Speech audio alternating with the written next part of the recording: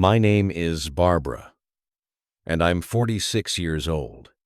What I'm about to tell you is going to sound like something out of a soap opera, but I swear to you, every word of it is true. I still can't believe it happened to me, even now. The reason I'm here today is simple. I want to give hope to anyone out there who's going through a hard time. And also, I need to tell someone about this, because if I don't, I think my heart might actually burst. What happened to me was so unbelievable, so shocking, that I have to share it. My story really begins 3 years ago, on the day of my daughter's college orientation. Actually, that was the day my life fell apart, for the second time. That morning was perfect, just perfect. My daughter Emily had gotten into pharmacy school, the program she'd been dreaming about for years. Since I own a pharmacy myself, she'd naturally developed an interest in becoming a pharmacist too. My husband Robert, my second husband, had been up since dawn, excited, putting on his best suit. "Honey," he said to me, "our Emily's starting college today. I'm so proud I could burst." Robert really is a good man. He treats my daughter like she's his own. We'd been married just over a year at that point, and that year had been the happiest time of my entire life. When we arrived at the orientation, there were students and parents everywhere. Emily went off to find her friends, and Robert and I found seats in the parents section. Then, just before the ceremony was about to start, I saw this young woman walking toward us. She looked about 25, dressed neatly, walking with purpose. She stopped right in front of Robert, and then, in a shaking voice, she said it. "Dad, I swear to you, my heart stopped beating. Everything around me went silent. I could feel people starting to stare." Robert looked completely bewildered. "Excuse me?" he said. "I think you have me confused with someone else. I've never seen you before." The woman's eyes filled with tears. "Dad, it's me, Ashley. When Mom was pregnant with me, you told her you wanted to break up, so Mom raised me alone. But recently, Mom told me your name. I've been wanting to meet you." The room started spinning. My hands were shaking, and I couldn't catch my breath. I could hear people whispering around us. Robert stood up, looking panicked. "I don't know what you're talking about. I've never met you in my life." But this Ashley person just kept crying. "Dad, I have pictures from when I was little. Pictures Mom took. There's even one of you touching Mom's pregnant belly." I jumped to my feet. My legs felt weak, but I had to find Emily. She couldn't see this. She absolutely could not see this happening. "Emily," I called out, searching the crowd. "Emily." Thank God, she was far enough away with her friends that she hadn't witnessed any of this. I rushed over to her and whispered urgently, "Honey, Mom's stomach is bothering me. I need to go home. You stay for orientation, okay? I'll see you at home." Emily looked worried. "Mom, are you okay? Should we go to the hospital?" No, I'll be fine. I just need to lie down. Robert will take me home. You stay and enjoy this, sweetheart." I left my daughter there and went back to Robert. That Ashley woman was still standing there. Robert was trying to apologize to the people around us. "I'm so sorry. There's been some kind of mistake. I don't know this person." I grabbed Robert's arm and practically dragged him out of there. We didn't speak a single word all the way to the parking lot. When we got in the car, Robert reached for my hand. "Barbara, I swear to God, I don't know that woman." But I couldn't answer him. My mind was racing. I'd been betrayed by my first husband. And now this? Was it happening again? When we got home, I went straight to our bedroom and locked the door. I could hear Robert knocking. "Barbara, please open the door. We need to talk. I'm telling you, I'm innocent here." But I couldn't face him. I didn't know what I might say if I saw his face right then. To understand why I reacted the way I did, I need to tell you about my past, about my first marriage. I got married the first time when I was 24. My husband David had a good job at a big corporation. His family seemed nice enough. 2 years after we got married, I had Emily. That's when the problems started. My mother-in-law, David's mother, made no secret of her disappointment. "A girl," she said, not even trying to hide the displeasure in her voice. "Well, our family has always had boys." At first, I tried to let it go. Older people sometimes prefer sons, right? It's not that uncommon, but it got worse as time went on. Every holiday, when the family gathered, my mother-in-law would say things like, "Well, Barbara only gave us a granddaughter. I worry what will happen if the second one's a girl too." And David? He never said a word, just sat there and let her talk. When I'd bring it up later, he'd say, "Mom's just old-fashioned. Let it go." Let it go? What had I done wrong? From that point on, I dreaded going to his family's house. What was even harder was how they treated my family. My parents were working-class folks. My dad drove a taxi, and my mom worked at a diner. At every holiday gathering, my mother-in-law would make comments. "Oh, Barbara's family came empty-handed again." She'd say this even when my parents had brought a gift. They always tried so hard. Once, I couldn't take it anymore. Those gifts might not be expensive, but my parents put thought into them. My mother-in-law lost it. "Are you talking back to me? Young people today have no respect at all." And David? Once again, he just watched. Later, he had the nerve to say to me, "Why do you have to upset her? Can't you just keep the peace?" That's when I started to realize this marriage was a mistake. But we had Emily. I thought I had to stay for her sake. I tried to make it work. And then one day, when Emily was 5 years old, I found a hotel receipt in David's suit pocket. I was going through his pockets before doing laundry. At first, I thought maybe it was from a business dinner. But when I looked at the date, it was from a night he'd said he was working late. And it wasn't the only one. I checked his phone. I'd never done that before, but something told me I needed to. What I saw made the room spin. "Baby, last night was amazing. I love you. When can I see you again? I miss you." Text messages from a woman. The name wasn't saved, but the content made it crystal clear what was going on. I took screenshots and sent them to my own phone. Then I sat in the living room and waited for David to come home. After I put Emily to bed, I just sat there waiting. When David walked in and saw my face, he knew something was wrong. "What's going on? What happened?" I threw his phone at him. "What is this?" His face went white when he saw the screen. That's not what. Tell me what this is."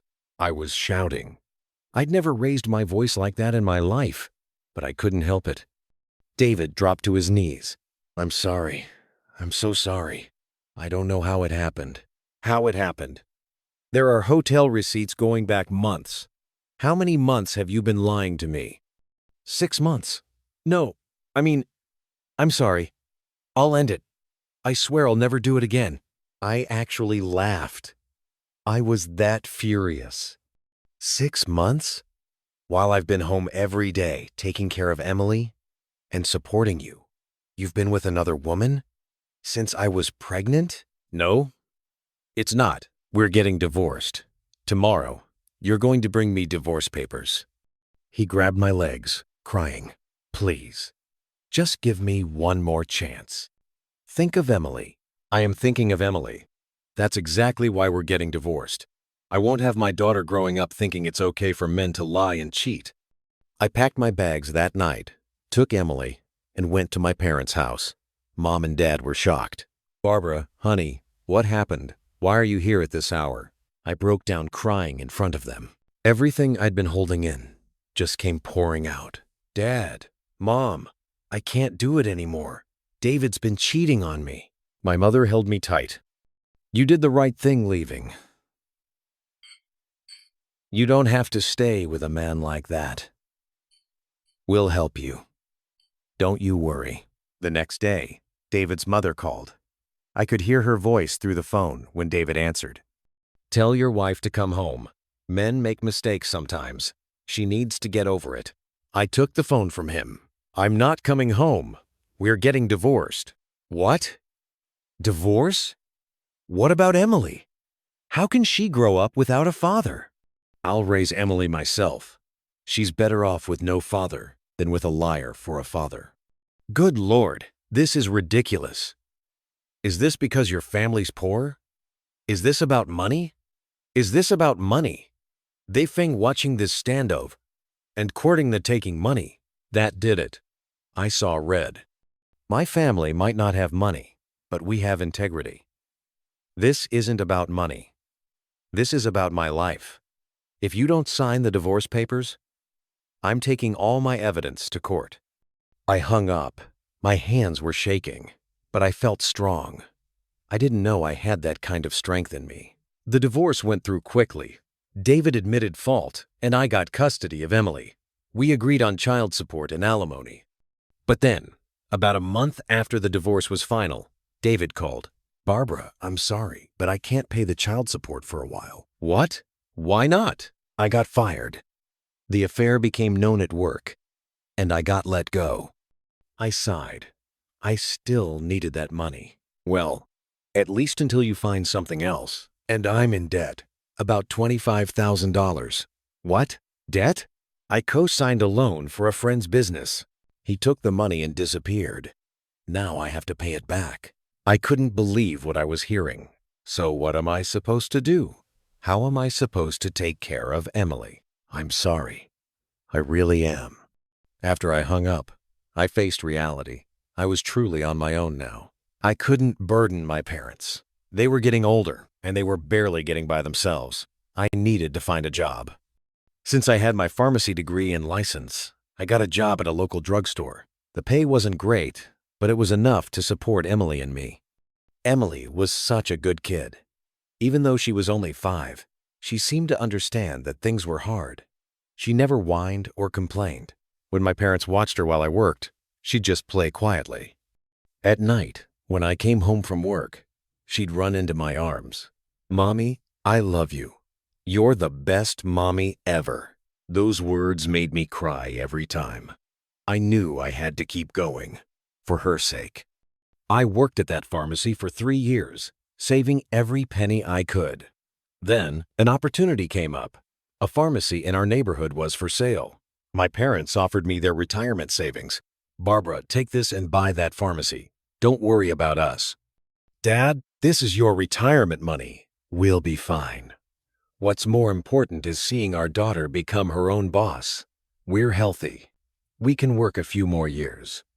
I cried in front of them again. I hated taking their money at my age, but I knew I needed to do it for Emily. I bought the pharmacy when Emily was 8. At first, business was slow, but I worked hard, treated customers well, explained everything carefully, only recommended what they actually needed. Word started to spread. "Go to Barbara's pharmacy," people would say. "She really takes care of you."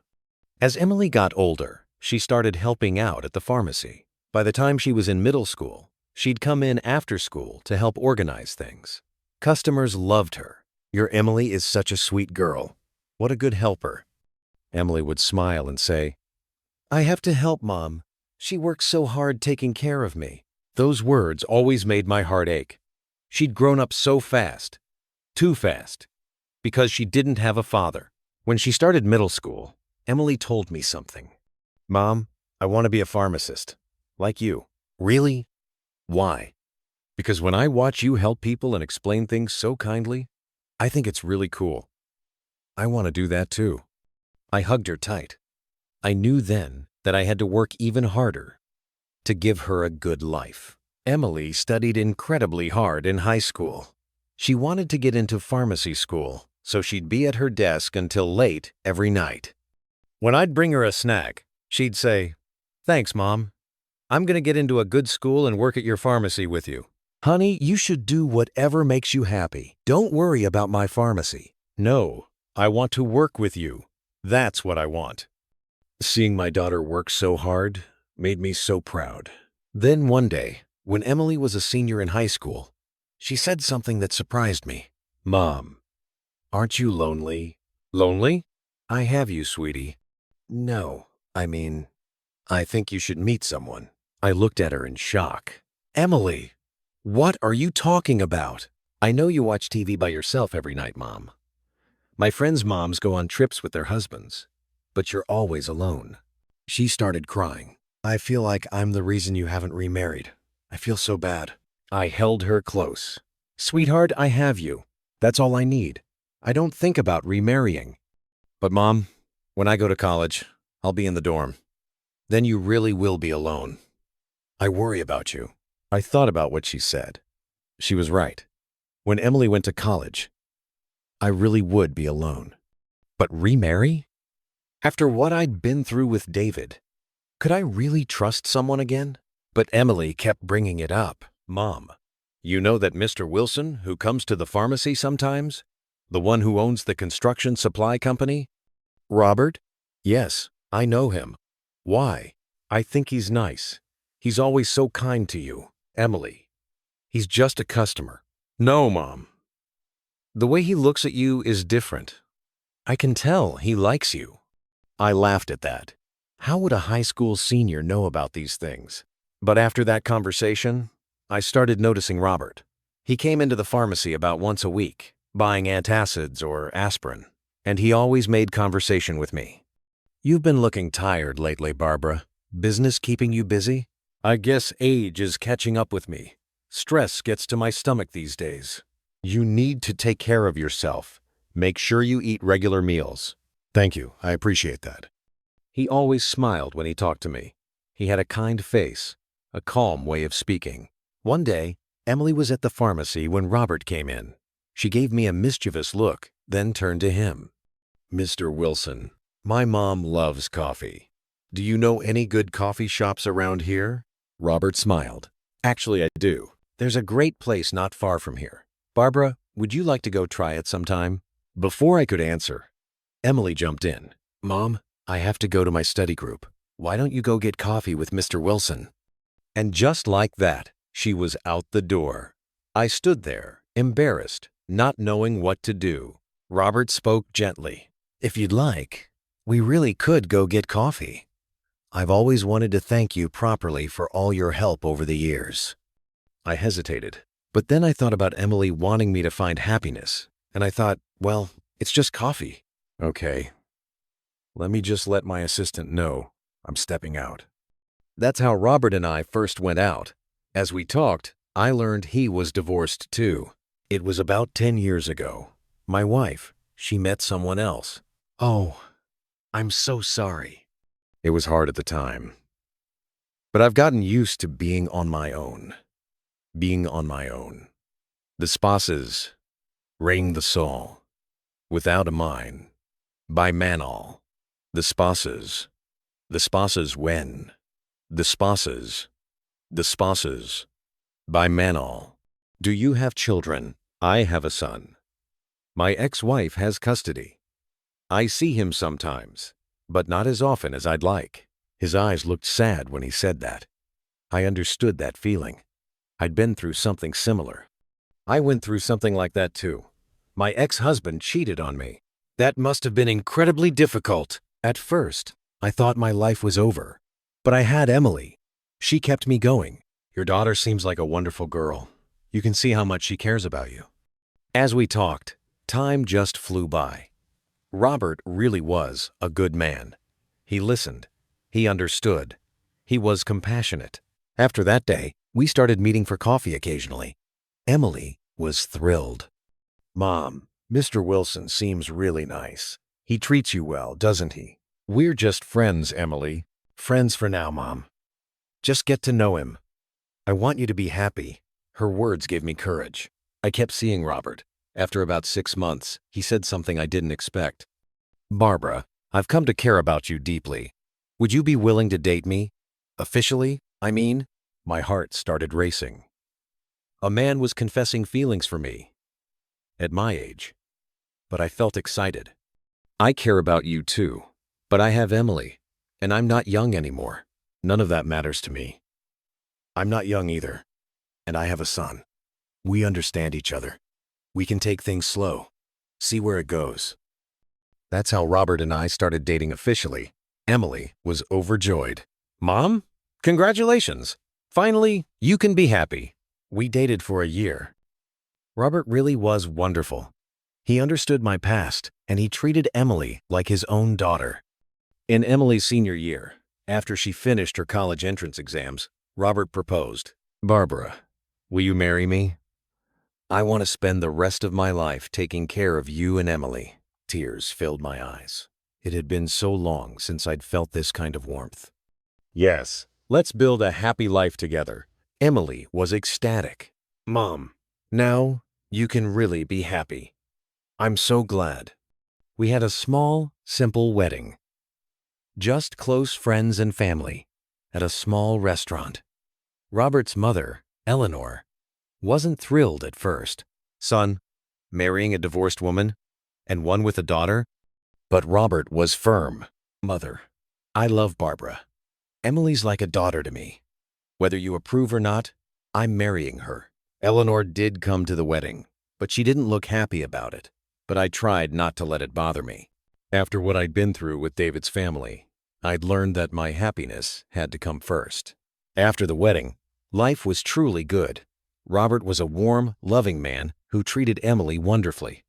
Emily, here's some money for whatever you need. If there's anything you want, just ask. Emily adored him too. Thanks, Dad. Thank you for making Mom happy. Those first 6 months of our marriage flew by. They were the happiest months of my life. Emily was working hard preparing for college, and we were all so content. Then Emily got her acceptance letter to pharmacy school. Mom, I got in. I'm going to pharmacy school. I held her tight. Robert celebrated with us too. Emily, congratulations. You worked so hard for this. Our family was perfect. Everything was perfect. And then came orientation day, and everything fell apart. After we got home from the orientation, I locked myself in our bedroom. Robert kept knocking, but I wouldn't let him in. When Emily came home later, she knocked on my door. Mom, it's me. Let me in. I opened the door for her. Emily came in looking worried. Mom, what's wrong? Dad's out there sighing and looking miserable. I had Emily sit down, and I told her what had happened. Her face went pale. What? Dad has a daughter? And? Dad has a daughter? That's what this woman claimed. She said her name's Ashley. Is it true? I don't know. Your stepdad says he doesn't know her. Emily stood up, angry. I'm going to ask him myself. Emily, wait. But she was already out the door. I followed her. In the living room, Emily confronted Robert. Dad, is this true? Do you really have another daughter? Robert shook his head emphatically.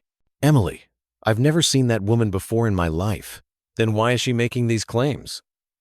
She said she has proof. Pictures. She said. Hebrew. Workin said. Mastra. I don't know. I honestly don't know. I've never seen her or her mother. Emily looked at me. Mom, what do you think? I couldn't answer. I wanted to believe him, but memories of David's betrayal kept flooding back. Then the doorbell rang. Robert checked the video intercom and his face went rigid. It's her. That Ashley woman. Emily jumped up. I'll handle this. Emily, no, but she was already at the door. I followed her out. When we opened the door, Ashley was standing there, the same woman from earlier. Emily spoke sharply. Why are you here? Ashley spoke quietly. I have something for your father. She pulled out an envelope.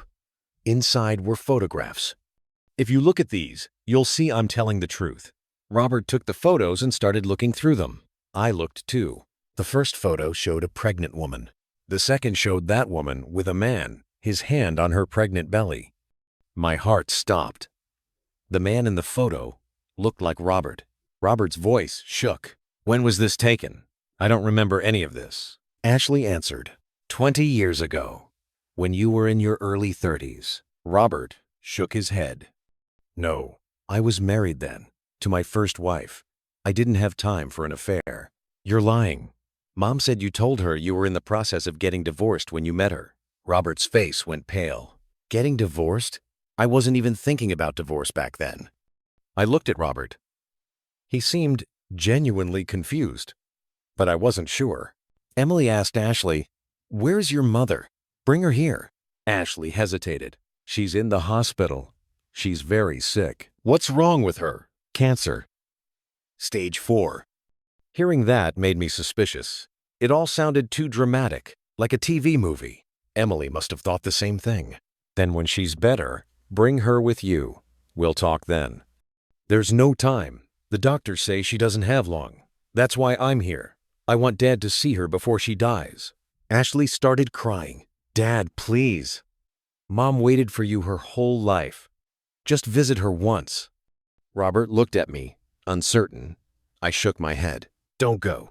Something's not right about this. But Ashley kept crying and begging. Please, just once. Mom needs to see you. Robert sighed. Fine. I'll go to the hospital tomorrow. But I'm telling you right now, if this is a case of mistaken identity, I'm sorry, but you have the wrong person. Ashley nodded. Thank you. I'll text you the address. After she left, the house fell into heavy silence. Emily spoke first. Dad, do you really not remember? Emily, I honestly don't. I can't even be sure that's me in the photo. But it looks like you. A photo from 20 years ago? I looked different then. I can't be certain. I stayed quiet. I wanted to believe him, but doubt kept creeping in. That night, I slept in a separate bedroom. Robert asked if we could sleep together, but I refused. I need some space for now. I need time to think. Barbara, please. I need to be alone. Lying in bed that night, I couldn't sleep. My mind was racing. What if Robert really did have a daughter? That would mean I'd been betrayed again. Memories of David kept flooding back. I'd felt this same sense of betrayal back then. But this time was worse, because this time I'd actually been happy. The next day, Robert went to the hospital. I didn't go with him. Emily offered to go, but I told her not to. Emily, you go to class. I'll handle this. Are you sure you're okay, Mom? I'm fine. Don't worry. While Robert was at the hospital, I worked at the pharmacy. But I couldn't focus. All I could think about was what was happening. In the afternoon, Robert called. Barbara, I'm at the hospital. How did it go? I met the mother, but I've never seen her before in my life. Really? Yes. She looked at me and seemed confused too. She said I might not be the man from the photo. I felt relieved, but not completely. What did Ashley say? She's still not sure. She wants to compare the photo more carefully. I see. Barbara, please believe me. I'm telling you the truth. I need time to think. After I hung up, I still felt uneasy. Something about all this didn't feel right. That evening when I got home, I found Eleanor, Robert's mother, sitting in our living room. Eleanor, what are you doing here? She spoke coldly. Barbara, what have you done to my son? Excuse me? He called me crying, said you don't trust him. Do you have any idea how much you've hurt him? I was stunned. Eleanor, I'm the one who's in shock right now. A woman claiming to be his daughter appeared, and he said he doesn't know her. Why can't you believe your own husband? I need to verify things first. A wife should trust her husband. Period. I sighed. This reminded me of David's mother, always taking her son's side, never understanding the wife. Eleanor, I'm hurting too right now. Please try to understand. Understand? I understand that you're making my son miserable. Just then, Emily came out of her room. Grandma Eleanor, you can't talk to Mom like that. She's going through something hard right now. Eleanor glared at Emily. Stay out of adult conversations. Emily shot back. Why are you butting into Mom and Dad's business? This is between them. How dare you talk to me like that?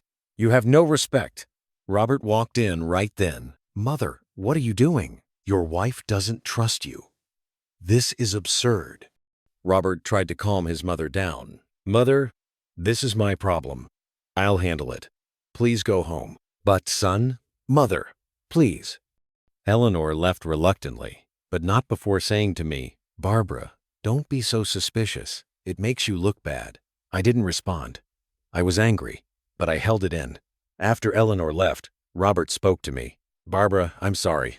Mom overstepped. It's fine. Barbara, I really am innocent. Please, believe me. I nodded, but doubt still lingered in my heart.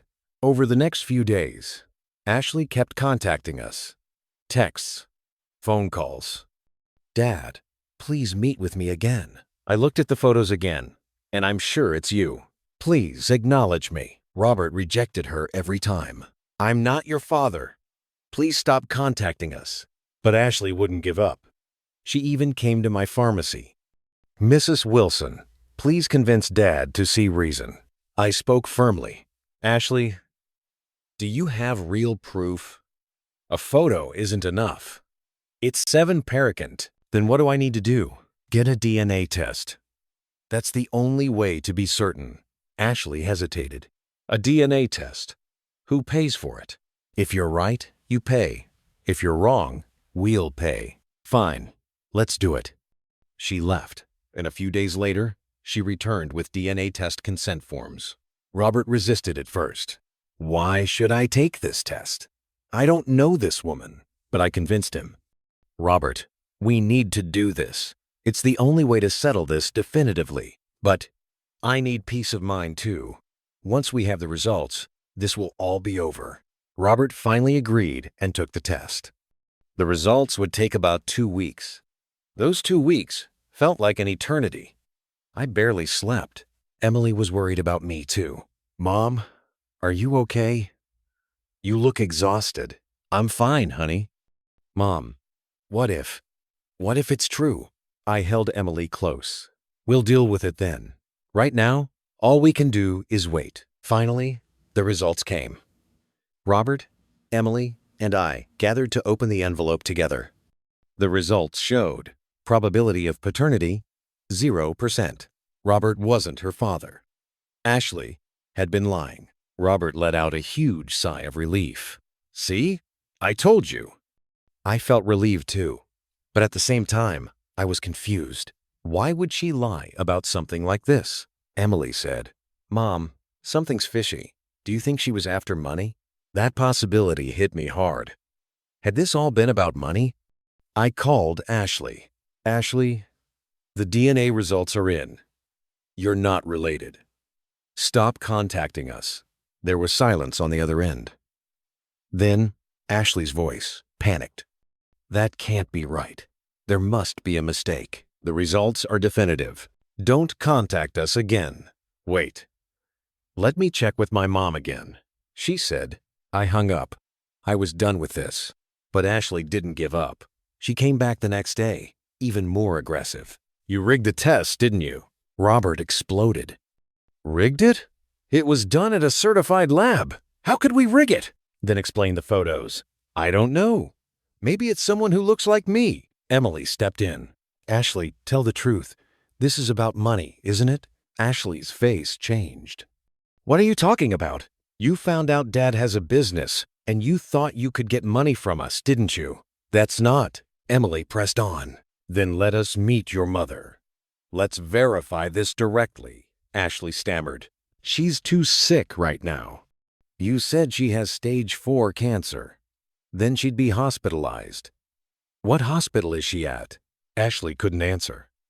Seeing that confirmed it for me. This was a scam. I spoke firmly. "Ashley, stop this now. If you don't, we're going to press charges. Fraud and harassment." Ashley's face went white. "Fraud?" I was being sincere. "If you have real evidence, take it to court. But harassment won't work on us." My stern tone made Ashley flinch. She turned and left without another word. As I watched her go, I felt relieved. It was finally over. But I was wrong. The real problem was just beginning. After Ashley left, things were peaceful for a few days. No more contact from her. I apologized to Robert. "I'm sorry for doubting you." "It's okay. I understand. After what you went through with David, I can see why you'd be suspicious." "Thank you for understanding." Robert took my hand. "It's over now. Let's just be happy." I nodded. It really did seem like we could finally be happy. But a week later, Ashley contacted us again, this time with a text message. "Dad, I really need help. I need $40,000. If you give it to me, I'll never bother you again." I showed the message to Robert, furious. I knew it. It was about money all along. Robert looked angry too. $40,000? Is she insane? She's blackmailing us, threatening to keep harassing us unless we pay. "We need to call the police." But then Eleanor called Robert. From his expression as he listened, I could tell something was wrong. What? Mother? You did what? I moved closer, worried. Mother, no. Cancel it right now, Robert was shouting. I had no idea what was happening. When he hung up, he told me, Mother tried to transfer $40,000 from my account. What? She wanted to give it to Ashley to make this go away quietly. I couldn't believe it. Why? The DNA test proved she's not related. Mother said it's better to pay and avoid a scandal than let rumors spread. That's insane. If we pay, it's like admitting she's telling the truth. I said the same thing. But Mother had already gotten Ashley's account number. I immediately called Eleanor. Eleanor, what are you doing? Barbara, this is about protecting our family's reputation. If rumors start spreading, reputation.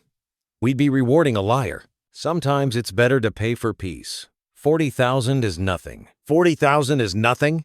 It's not your money. My son's money is my concern. I lost my temper. It's not your money. It's Robert's money. It's our marriage's money. How dare you speak to me that way? You really are different, aren't you? Divorced women really do lack respect. That word, divorced, like it was something shameful. I exploded. What if I am divorced? What did I do wrong? You're the one interfering in your son's marriage inappropriately. Are you talking back to me right now? Yes, I am. Stop meddling in our lives. We'll handle this ourselves. I hung up on her. My hands were shaking, but I didn't regret it. Robert looked worried. Barbara, are you okay? No. I think we should get divorced. What? Divorced? I can't live like this. Your mother has no respect for me, and she's trying to handle our money behind our backs? Robert grabbed my hands. Honey, calm down. We don't need to talk about divorce. She called me a divorced woman, like it's an insult. She's making decisions about our money without asking us. How am I supposed to live like this? I'll talk to her. I'll tell her to stop. Talking doesn't fix anything. My first husband said the same thing. Nothing ever changed. I went into the bedroom and shut the door. I seriously considered divorce. Emily came in. Mom, don't think about divorce. Emily, I can't take this anymore. Mom, Dad didn't do anything wrong. It's Grandma Eleanor who's the problem. But he sides with his mother. No, he doesn't. I heard him yelling at Grandma Eleanor on the phone. I looked at Emily. Really? Yes. He told her not to disrespect you. So, Mom, please don't think about divorce. Emily's words calmed me down a little, but I was still angry. That night, Robert knocked on the door. Barbara, it's me. Please let me in. I opened the door. Robert looked exhausted. I talked to Mother. I told her very firmly never to interfere in our business again. And she was angry, but I didn't back down. I told her that from now on, we make our own decisions.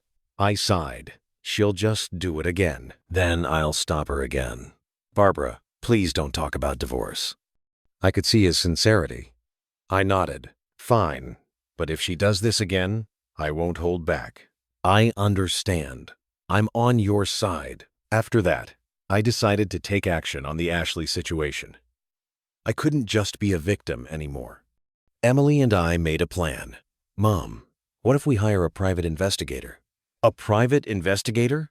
Yes, to find out the truth about Ashley and her mother. They're definitely hiding something. That made sense. I looked up private investigators and hired one. The investigator worked for 2 weeks. Then, he came back with shocking information. Ashley's mother does have cancer, but it's not stage 4. It's early stage, and she's being treated successfully. So that was a lie, yes. And more importantly, I found Ashley's real father. What? The investigator showed me a photo. This man. I tracked Ashley's mother's social media from 20 years ago, and there are lots of photos of her with this man. The man in the photo was definitely not Robert. Is there proof he's the father? Yes. Ashley's mother tagged him as, "My baby Ashley's daddy," and this man is currently married to someone else and living a comfortable life. I felt my anger rising. Then why did she claim Robert was the father? That's not clear yet, but my guess is money. Ashley's mother has significant debts, about $25,000 from a failed business. 25,000. So it seems they targeted a wealthy person. They used the fact that the man in the old photo resembles your husband. I took all the evidence from the investigator. Thank you. We'll use this to take legal action. Glad I could help. I showed Robert and Emily the evidence. Robert was furious. This is fraud. Complete fraud. We're pressing charges for fraud. Emily agreed. Absolutely. After everything they put us through. We hired a lawyer and filed charges against Ashley and her mother for fraud. The lawyer said, "With this evidence, you should win, but it might take some time." That's fine. We're seeing this through to the end. But a few days later, something even more shocking came to light. During the police investigation, Ashley's mother confessed, and what she said was absolutely unbelievable. The whole thing had been Eleanor's idea. When the police called me, I couldn't process what I was hearing. What? Eleanor? Yes.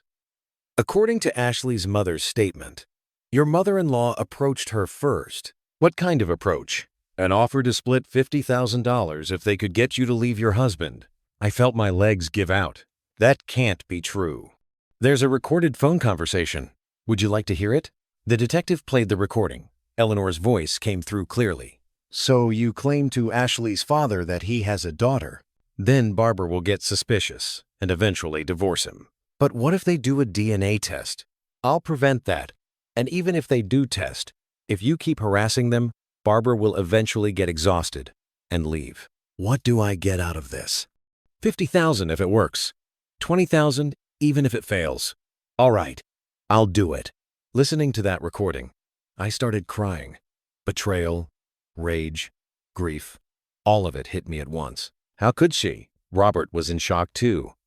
Mother would do something like this? Emily was crying too. Why would Grandma do this to Mom? Why? The detective said quietly. Your mother-in-law will be investigated as well. This constitutes conspiracy to commit fraud. When I got home, I cried for hours. Robert kept apologizing. Barbara, I'm so sorry. I'm so sorry I raised a mother who would do this. It's not your fault. Your mother. She's the one who's wrong. I can't believe it. I never thought Mother would do something like this. Emily came out and said, Mom, we have to press charges against Grandma too. She can't get away with this. I looked at Emily. But she's your grandmother. She tried to destroy our family, Mom. That's unforgivable. Robert nodded. Emily's right. We have to press charges against Mother. I agree. But she's your mother. Before she's my mother, she's a criminal. She tormented our family. We can't let this go. I made my decision. We would press charges against Eleanor too. Through our lawyer, we filed charges against Eleanor for conspiracy to commit fraud. We also continued with charges against Ashley and her mother. The trial began. Seeing Eleanor in court filled me with complicated emotions. Eleanor made excuses. I just thought Barbara wasn't right for my son. I thought it would be better if they separated. The judge asked, So you hired someone to commit fraud? Not hired. I was just trying to help. The recording shows you promising $50,000 to split. Is that helping? Eleanor couldn't answer. Our lawyer spoke up. The defendant carefully planned this to drive her daughter-in-law out. This isn't a family matter. It's a criminal act. The judge delivered the verdict. The defendant is sentenced to 1 year in prison, suspended for 2 years, for conspiracy to commit fraud. She is also ordered to pay $50,000 in restitution to the victims. Ashley and her mother received harsher sentences. The defendants are sentenced to 2 years in prison, suspended for 3 years for fraud. They are jointly ordered to pay $80,000 in restitution to the victims. After the trial, Eleanor approached me. Barbara, please forgive me. I was wrong. I looked at Eleanor and said coldly, I do forgive you, Eleanor. That's why I made sure you were criminally prosecuted. Now, we're done. We're strangers. What do you mean? Don't contact our family again. Not for holidays, not for family gatherings, nothing. I turned and walked away. I could hear Eleanor crying behind me. But I didn't look back. 3 years have passed since then. Now I own 2 pharmacies, and Emily works with me. She graduated from pharmacy school and got her license. Mom, we had so many customers today. That's because you're so good with them, honey. I just do what you taught me. Seeing Emily in her white pharmacist coat fills me with pride. I'm so proud of the woman she's become. My relationship with Robert has grown even stronger. Going through that ordeal together made us trust each other even more. Barbara, let's go on a trip this weekend. Let's take Emily too. Where should we go? How about the beach? Emily said she wanted to go. Sounds perfect. A family trip. These days, our family spends every weekend together. Hiking, traveling. We're truly happy. Eleanor is in a nursing home. Robert pays for her care, but he doesn't visit. Mother keeps asking me to visit. I won't go. I've forgiven her, but I don't need to see her again. Robert understands. I won't go either then. Sometimes relatives call during holidays. Your mother's lonely. Can't you visit just once? After I say that, they don't push further. Recently, I ran into Eleanor at the hospital.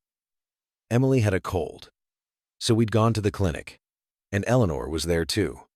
Eleanor saw me and approached. Barbara, please forgive me. I looked at her calmly. Do you know what you need to be forgiven for, Eleanor? I was so wrong. I'll never do it again. I've already forgiven you, Eleanor. Then can we But I don't want to see you again. Do you know how much you hurt our family? Eleanor's eyes filled with tears. I'm so lonely. My son won't visit. I never see my granddaughter. That's the consequence of your choices. The price you paid for what you did. Please, just once. I shook my head. Eleanor, it took me 3 years to forgive you. Now I have peace. I don't want to disturb that peace. But how am I supposed to live? You'll have to figure that out. We're going to live our lives. I turned and left. I could hear Eleanor crying behind me, but I didn't look back. When I got outside, Emily asked, Mom, were you too harsh with her? Emily took my hand. No, Mom. You did the right thing. I'm still angry at what she did, but she looked so lonely. That's what she brought on herself. Mom, you did nothing wrong. Emily's words comforted me. When I got home, I told Robert about it. I ran into your mother at the hospital today. What did she say? She asked for forgiveness. I told her I already forgave her, but that I won't see her again. Robert squeezed my hand. Good. I was worried. You were too kind-hearted. I've learned. Being kind isn't always enough. You're strong now, Barbara. I nodded. I really have become strong. A few days ago, I ran into Ashley on the street by chance.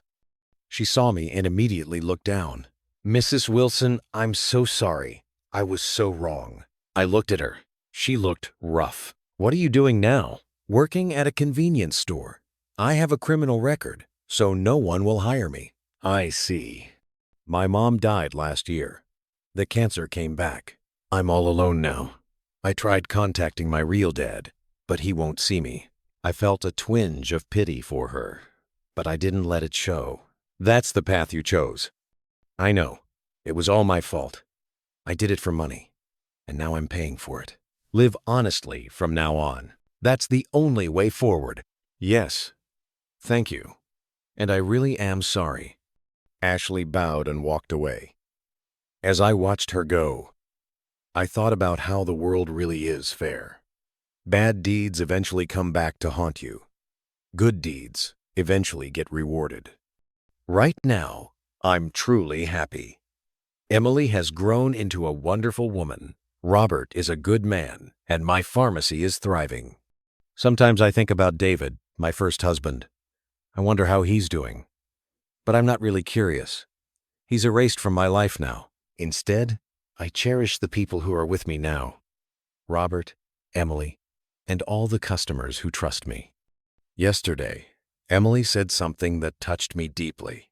Mom, I want to be like you. Why? You went through so much pain twice, but you never gave up. You kept getting back up. That's amazing. I hugged Emily tight. Emily, I kept going because of you. You were my strength. You're my strength too, Mom. Let's stay together forever. Yes, forever. As I held Emily, tears came to my eyes. Tears of happiness. I'm not afraid anymore. Whatever comes next, I can handle it. I have Emily and Robert. And most importantly, I've learned to trust myself. I know now that I'm strong.